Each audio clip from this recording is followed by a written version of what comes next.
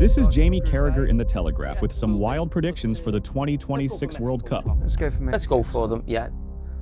Be great if I get this working. There we go, Mexico. Now this is a big group. It is, yeah. I mean, obviously, I know which three teams will go through. It's just whether Brazil or Morocco go top. It feels to me as well with Brazil a little bit that they're almost due a World Cup. It feels like a long time since we've had, like, Brazil for me feels like the World Cup team. Yeah. Someone you get excited about. Well, they won the last World Cup. Yeah.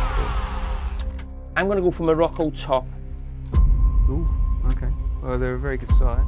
I'm going to go for Brazil second, Scotland third. So, Group J, Argentina, the defending champions. Yeah.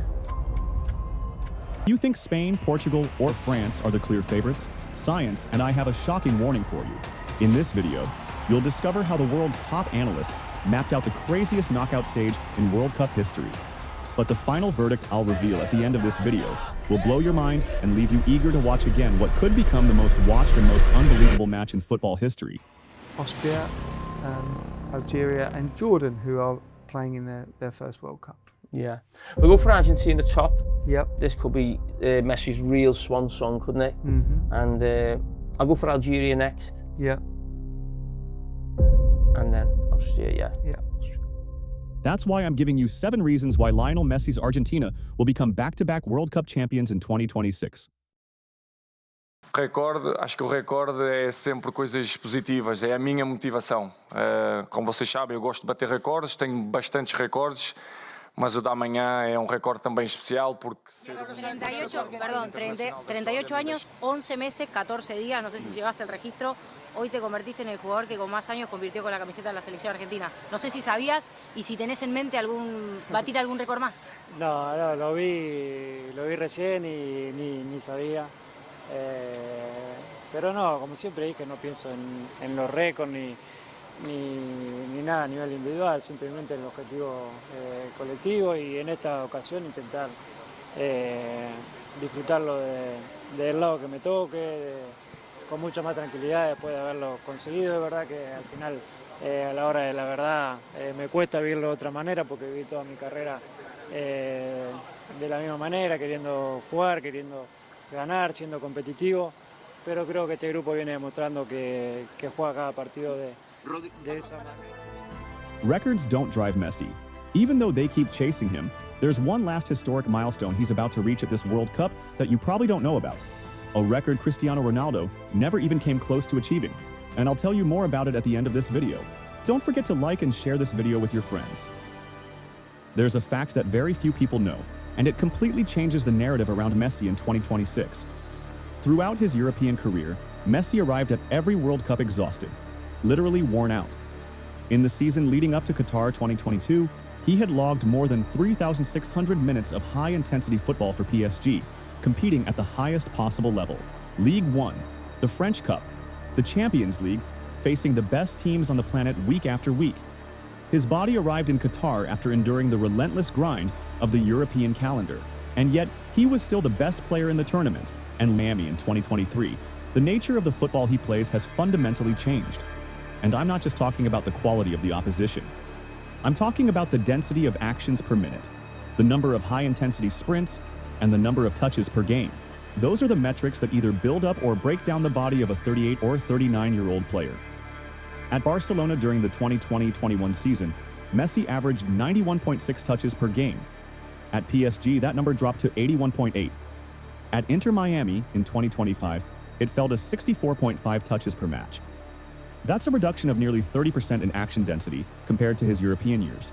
And during the 2024 Copa America, when the physical demands increased dramatically compared to MLS play, he averaged 13 sprints per 90 minutes, described by analysts as a significant increase over his usual numbers in the American League.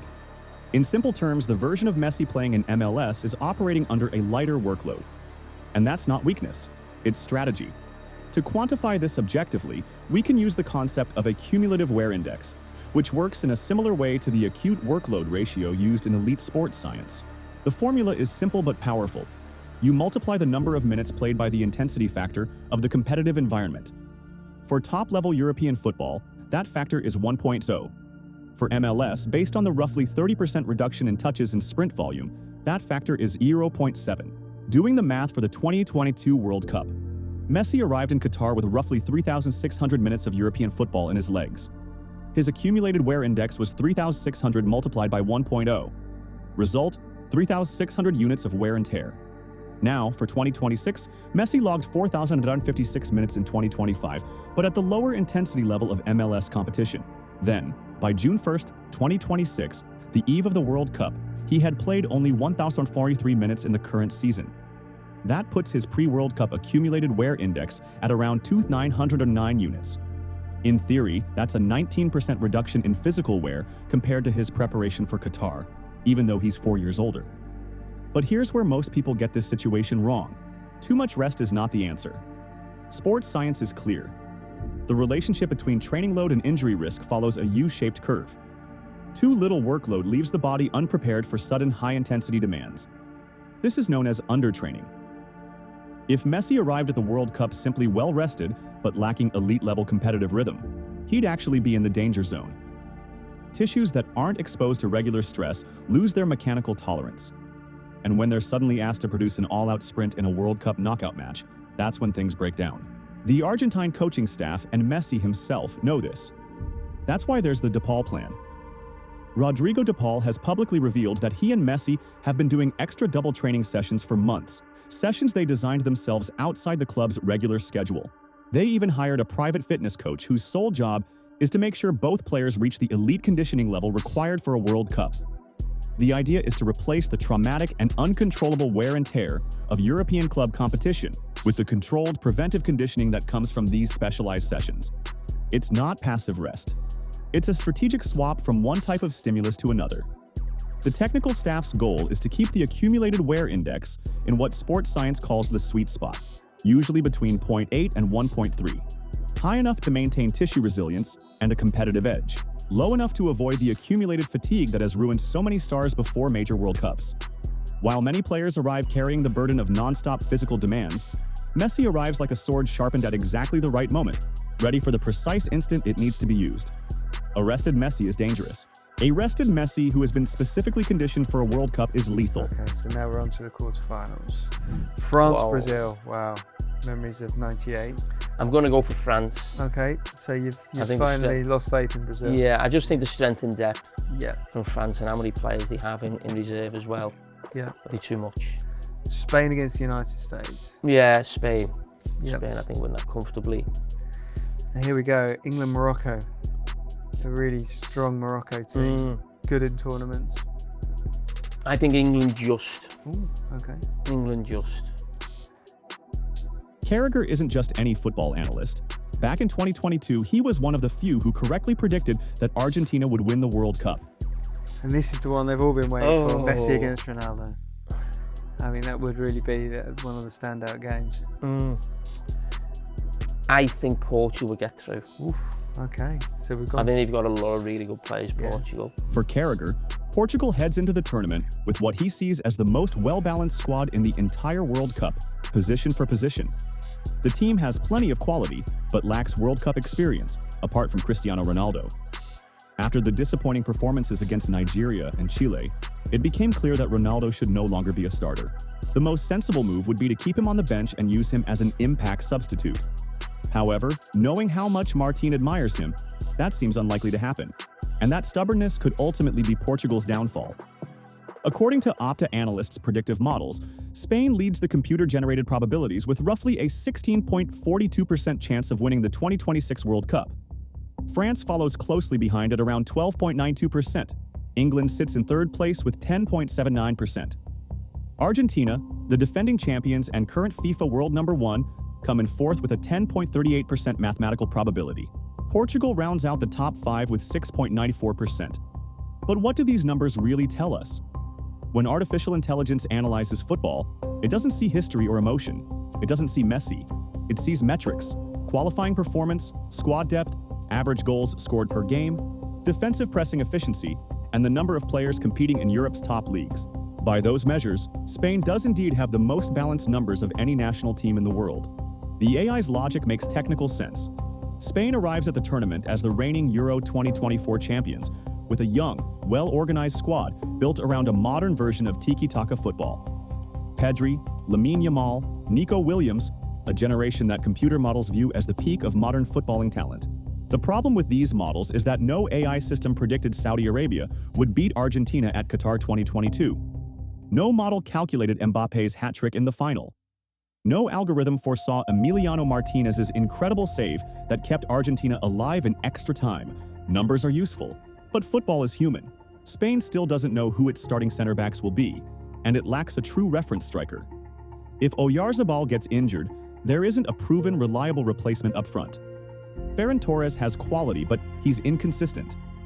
Argentina, on the other hand, has 4 high-quality strikers to choose from. Who is the better team going into the World Cup, Brazil or Argentina? Argentina. I'm going to go with Brazil. I think Ancelotti will do a fairly decent job. I like Rafinha a lot. You know, if he can combine with Vinicius Junior. Casemiro came back into form. Whether he gets a starting berth or not when at Manchester United for the last few months. I'm going to stick with Argentina. Are you? Yeah, I just think all round they're more solid, dependable.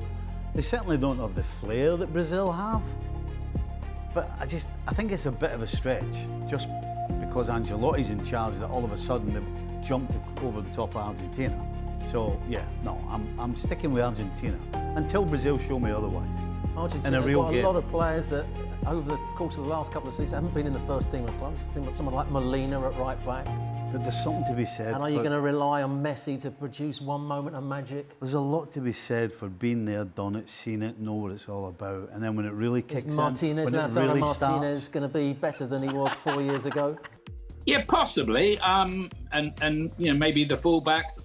I don't know. I mean, I don't see Brazil week in, week out. They were fifth in the World Cup qualifying. They went through 3 coaches, and it didn't look good. But I think they're starting to get their act together, and maybe about the right time. And of course, Ancelotti is a marvellous coach, and I think he works a lot on defensive organisation. He works less on attacking work, I read, because he believes in giving those attacking players the liberty and the flair to express themselves, and they've got the players to do exactly that, of course. I mean, the Neymar story is a great one as well, isn't it?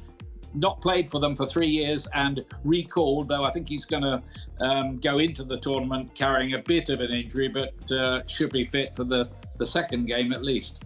Cole Palmer and Phil Foden, not so much, but they have got that game-changing moment in them. But he's decided to leave them at home. The Jordan Henderson one, just to have somebody in the dressing room who's good around the camp is a real head-scratcher, because England are not exactly deep in the midfield as it is.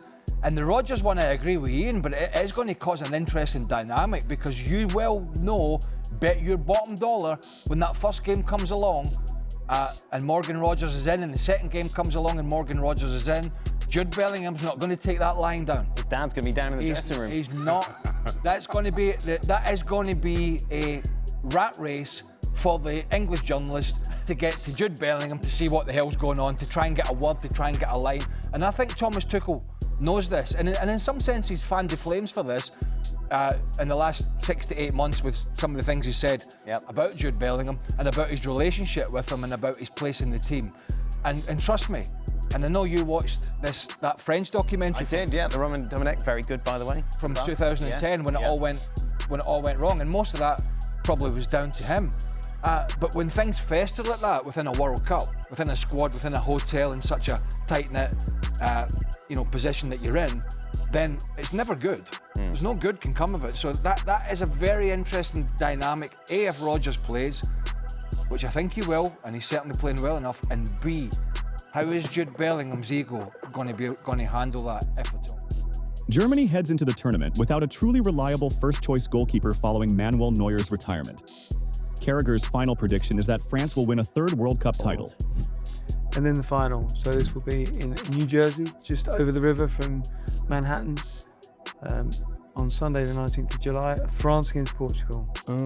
I'm going to the final, so I'm going to try and go to the first game and the last game. That's the way I'm going to try and bookmark the World Cup. France-Portugal. Roberto Martinez, who I know really well, love him to bits. I'd really love him to do it. But I just keep thinking of France, and it's more what they've got off the bench and the players they have. It's not even just so much the first 11, because I think in this tournament, managers and what they do from the bench is going to be so important because of the conditions, and they've got to use or utilise the squad really well. And France just it's just a conveyor belt of players. It just doesn't seem to stop. It just doesn't stop. And yeah, I just think, you know, the pace they'll have in that team as well, I think will be really important, and I think France will just pip Portugal.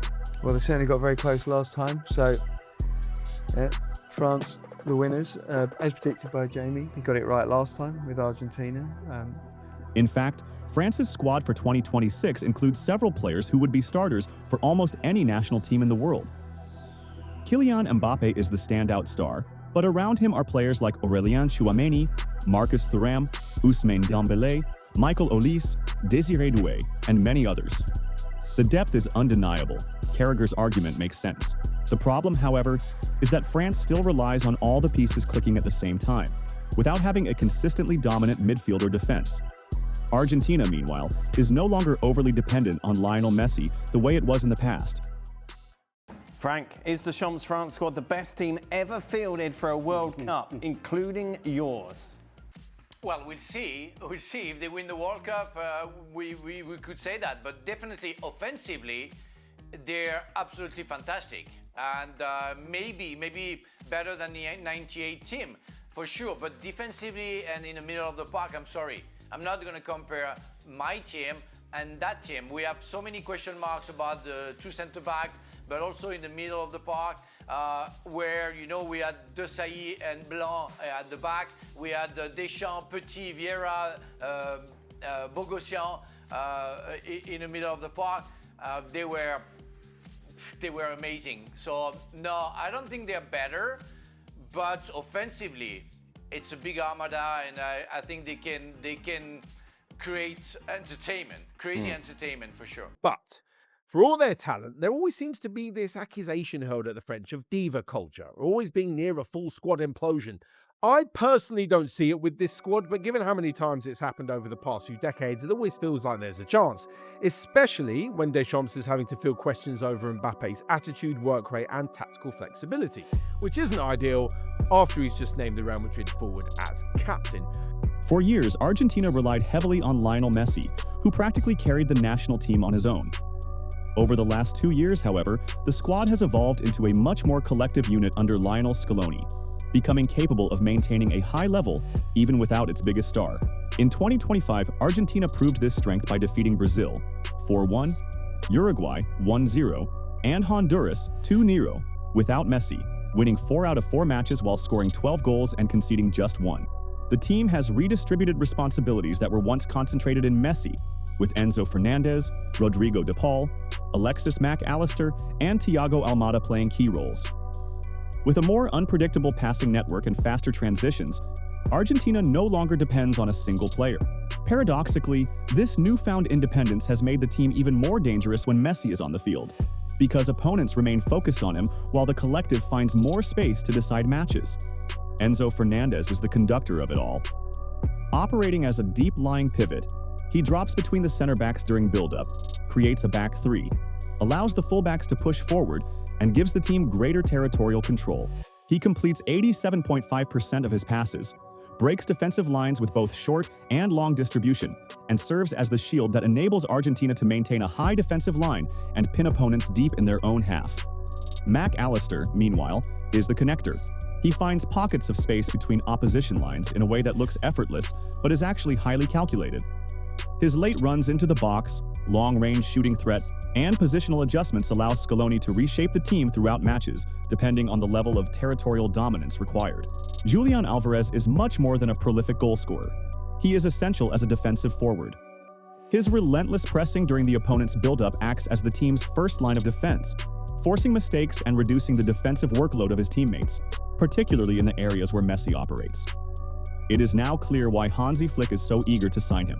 In Argentina's 2026 setup, success no longer depends solely on Messi's brilliance, but on a highly integrated collective system in which every player performs a vital role in maximizing the team's overall strength.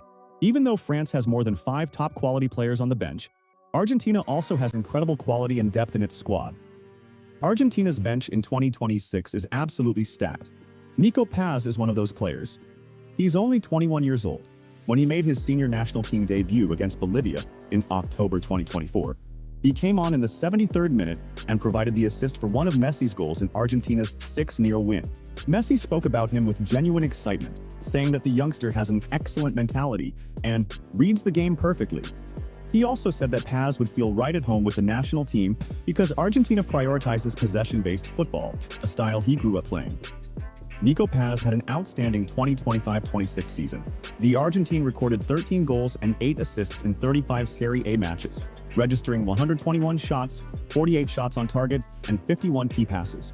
His advanced stats are even more impressive. A 7.5 average rating, 0.56 goal contributions per 90 minutes, 0.52 expected goals, XG, per 90 minutes, 98th percentile in the league, and 0.25 expected assists, XA, per 90 minutes, 89th percentile. Under Cesc Fabregas, Nico was the driving force behind Como's transformation into one of the biggest surprise stories in European football. He not only led the team on the pitch, but was also named Serie A's best midfielder, after guiding the club to a historic qualification for the Champions League. More than the numbers, what is truly scary is his impact on the game. Nico creates, accelerates attacks, dribbles, finishes, and wins matches. Whenever the ball reaches his feet, something dangerous is about to happen. With 21 direct goal involvements this season, he established himself as one of the most decisive and influential players in Italian football. His performances have already caught the attention of some of the biggest names in the sport. Francesco Totti highlighted him as one of Serie A's most promising young talents, while many analysts consider him one of the most complete players of his generation. All signs suggest that Argentine football has found yet another gem capable of leaving a lasting legacy. Thiago Almada is what analysts would call a functional wildcard, a player who thrives exactly where the pressure is highest.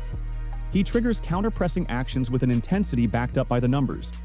Peaks of 30 pressures and 9 counter-pressures in a single match, the highest figures of his career. When Argentina lose possession and Messi stays higher up the pitch instead of tracking back, it's Almada and Alvarez who immediately initiate the aggressive press.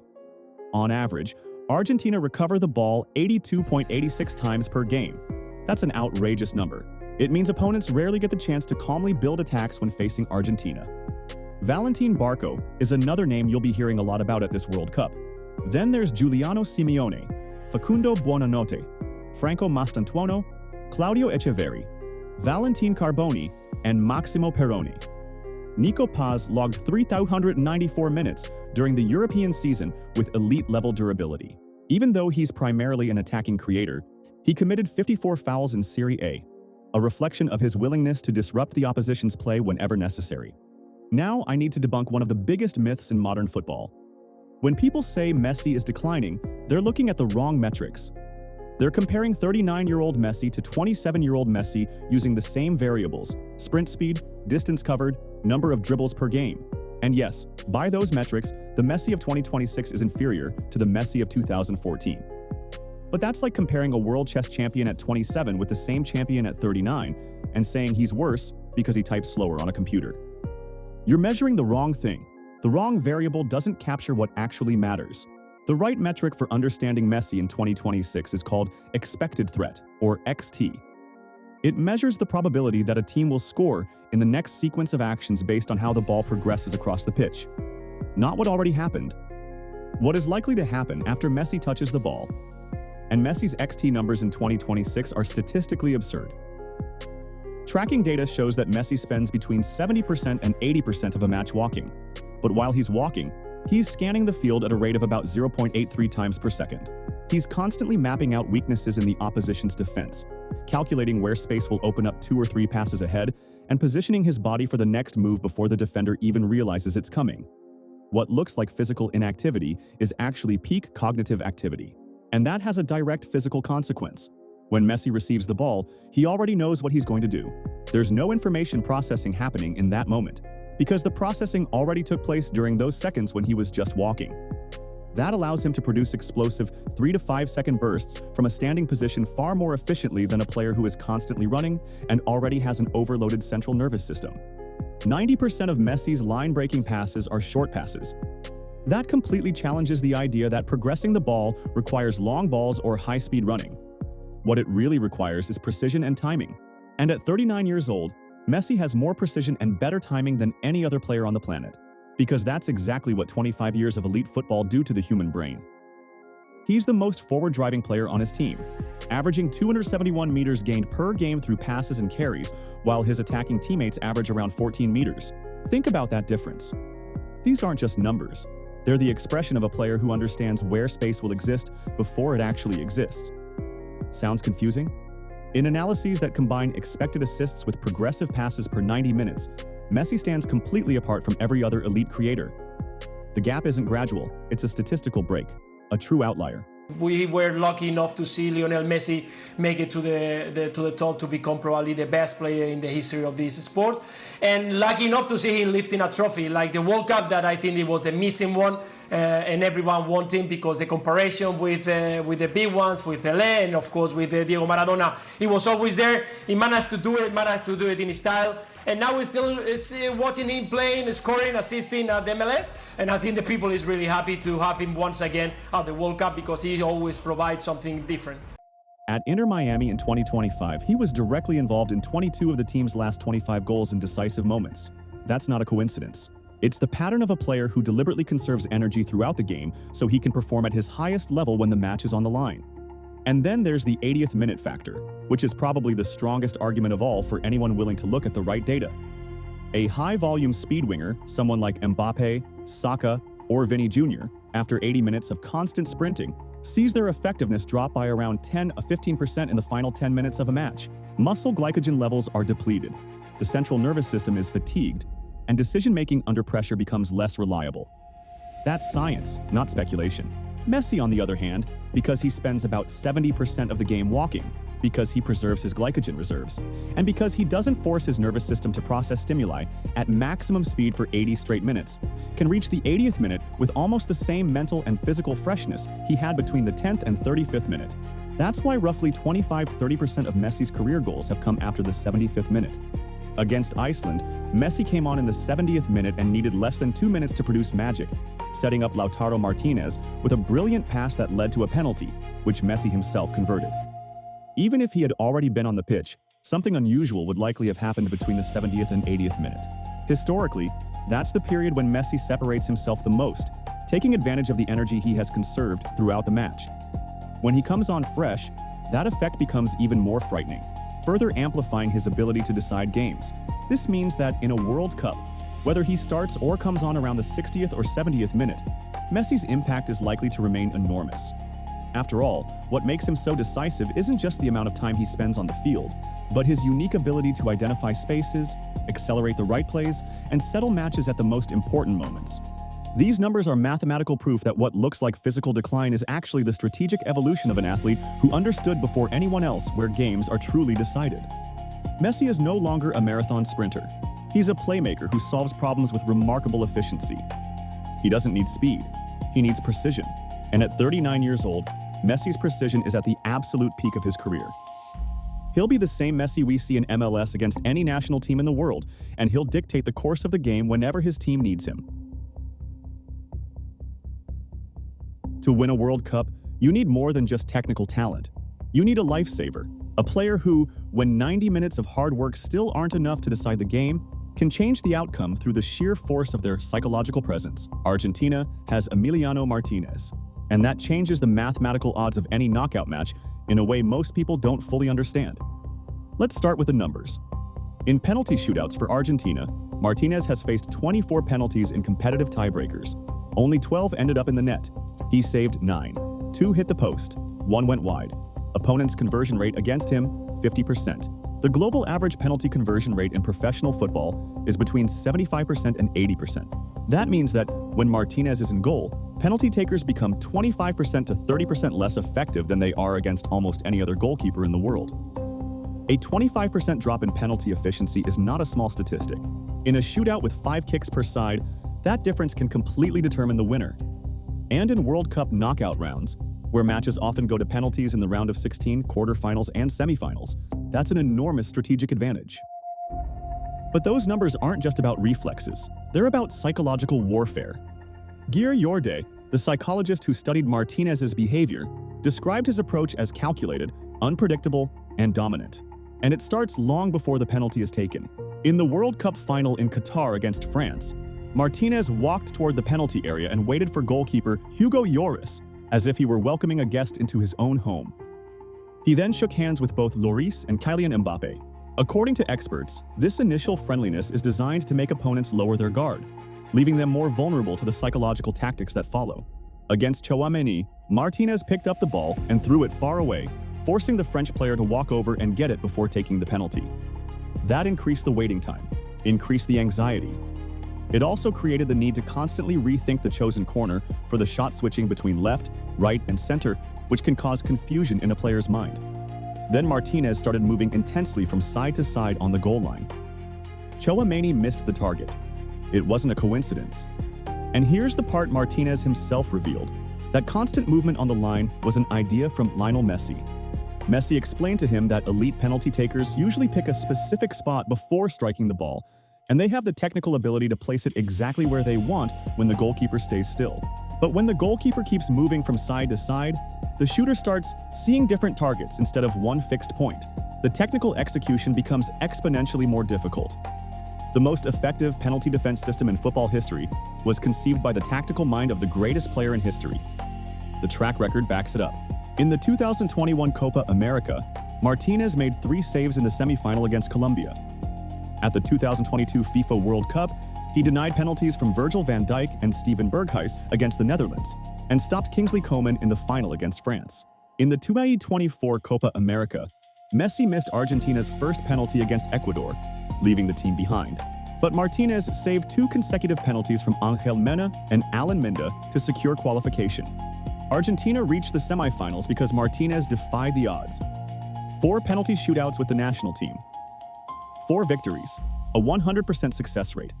On top of that, his PSXG plus XY, post-shot expected goals minus goals conceded, a metric that measures whether goalkeepers perform above or below expectation, places Martinez in the 86th percentile for the difficulty of the saves he made during the 2025-26 season. He isn't just saving penalties that any goalkeeper would save. He's saving the penalties that are supposed to go in, and opponents know it. When a national team knows it may face Martinez in a penalty shootout, the impact begins long before the first kick. The psychological pressure starts earlier, when players imagine what will happen if the match goes to penalties. That fear alone can reduce execution quality before the ball is even placed on the spot. Cristiano Ronaldo is often cited as an example of this psychological effect. Despite being one of the game's most confident penalty takers, the pressure created by Dibu Martinez appeared to influence decision-making, and ultimately, Bruno Fernandes missed a crucial penalty. Having Martinez in goal is like carrying a permanent mathematical advantage in any knockout competition. And in a 48-team World Cup, where the strongest sides meet in the later rounds and matches frequently end level after 120 minutes, that advantage is not theoretical, it's decisive. Lionel Scaloni made history by leading Argentina to qualify for 2 consecutive World Cups through the South American qualifiers and by becoming the only Argentine coach to beat Brazil both home and away in the same qualifying campaign. But what truly sets him apart isn't the victories themselves. It's how he responds and guides the team when things get tough, when defeat seems just around the corner. In 2022, after Saudi Arabia shocked Argentina in the opening match and gave Messi's critics a reason to celebrate what they thought was the team's downfall, the world wrote Argentina off. Scaloni adjusted the system, brought Julian Alvarez into the starting attack from the next game onward, and completely changed the course of the tournament. When Enzo Fernandez came off the bench against Mexico and scored a memorable goal, Scaloni had the courage to make him a starter immediately, without worrying about hierarchy or big names. In the quarterfinal against the Netherlands, when Louis van Gaal used a 5-man defense to shut down every space, Scaloni responded by reshaping the team in real time during the match. As Aiden Football's analysis points out, Scaloni doesn't win because he has the best players. He wins because he knows exactly when and how to use them. And at this World Cup, squad management is just as important as individual talent. Argentina stands out not only for the technical quality of its players, but also for its competitive mindset, defined by grit, commitment, and a strong connection with its fans. That passion creates extra motivation on the pitch, especially when Lionel Messi is playing, inspiring his teammates to give even more for the team. In the 4-1 victory over Brazil, Argentina conceded a goal from Matheus Cunha that cut the lead during the second half. A pre-2021 Argentina might have panicked, dropping deeper, defending on instinct, and losing its tactical shape. This Argentina regained control almost immediately and made it 3-1 before halftime. No signs of being shaken, no collapse, just a winning mentality. The way Martinez commands the goal is perhaps the clearest symbol of Argentina's mental transformation. The 2026 numbers back up that resilience. In 4 friendlies, Argentina recorded clean sheets in 75% of its matches. The team averaged 12.8 shots per game with 6.0 on target, while controlling possession at an average of 57%. Their possession recovery rate after forcing opponent errors reached 71%, compared to 54% already knows how to win. That experience influences decision-making in crucial moments, particularly in tightly contested knockout matches, where the difference between acting with fear or confidence can decide a champion. It is a psychological edge that may not fully appear in the statistics, but it is very real on the field. Since you've made it this far, I've got a bonus for you. Messi arrived at the 2026 World Cup with 13 World Cup goals and is closing in on Miroslav Klose's record of 16 goals to become the all-time leading scorer in World Cup history. If he scores 4 more goals, he'll tie the record. With 5, he'll hold it outright. As for Ronaldo, with only 8 World Cup goals, he'll never realistically dream of breaking that record, even though he has scored in 5 different World Cups. Reaching Klose's mark would be extremely unlikely. Messi, on the other hand, actually has a chance. Tough luck for Mr. Record Hunter. Now pay attention. There's a concept in sports known as the familiarity factor. And in 2026, that factor may work more in Argentina's favor than for any other national team in the world. The 2026 FIFA World Cup will be held across the United States, Mexico, and Canada. And Lionel Messi lives in the United States, where he has become a phenomenon who helped elevate soccer's profile across the country. With Inter Miami, he has drawn some of the biggest crowds in MLS history and built an enormous fan base. Argentina's path through the tournament could take them to several venues Messi already knows extremely well. Their opening match will be in Kansas City at Arrowhead Stadium, where he has already shined for Inter Miami in front of more than 72,000 fans. During the group stage, Argentina will also play in Dallas, a city where Messi has already appeared and scored goals, making him familiar with the climate, the stadiums, and the overall atmosphere. If Argentina finishes top of its group, the team could play in Miami, practically a home game for Messi, considering that Hard Rock Stadium is just a short distance from Inter Miami's home ground. Curious, if there was latitude for weather, for temperature in the United States, where would that be comparable to the best of Spain and France? It's New England to the northern mid-Atlantic states. That's roughly the ideal climate. So Boston, New York, and then on the West Coast, Seattle, Portland. Those are the cities that are also amongst the best performing MLS teams, where you have the ideal climatic conditions to play soccer. His numbers in the city are remarkable, with 47 goals in 47 appearances for the club. The World Cup final, meanwhile, will be played at MetLife Stadium in New Jersey, another venue where Messi has enjoyed success, scoring 4 goals in 5 matches in the area. Beyond his talent and experience, Messi will arrive at the 2026 World Cup with unique familiarity with many of the stadiums and environments that could shape Argentina's journey toward another title. He will also benefit from massive local support and an atmosphere that effectively turns the host country into an extension of his own familiar territory. Argentina has every reason to believe it can become back-to-back world champions, but there are real risks involved. The biggest one is Messi's age.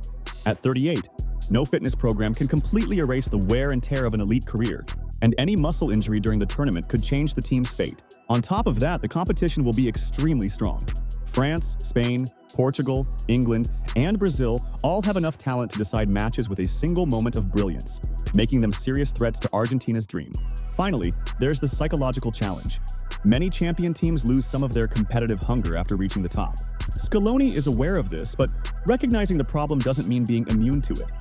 These are Argentina's real vulnerabilities: Messi's physical condition, the high level of the opposition, and the risk of complacency after so many achievements. None of these 7 reasons alone guarantees a second consecutive title. But the 7 reasons plus the bonus create an argument that goes far beyond fan optimism. They form a structure, and structures withstand adversity in a way that individual talent alone never can. Now, my final verdict: I believe Argentina has what it takes to overcome teams like Spain, Uruguay, and Portugal, which I see as likely opponents in the knockout stage. I once again see a final between France and Argentina. And if that happens, I believe Messi's Argentina can win a second straight World Cup title, although with an enormous degree of difficulty. In that scenario, we could witness another chapter in one of football's great rivalries, a new final between France and Argentina, with the potential to once again be remembered as one of the greatest matches in football history. Can Argentina become back-to-back world champions? And who has a strong enough case to stop them? Leave your answer in the comments below. I read every comment. And subscribe to the channel if you want to follow the next chapters of this World Cup journey. See you next time.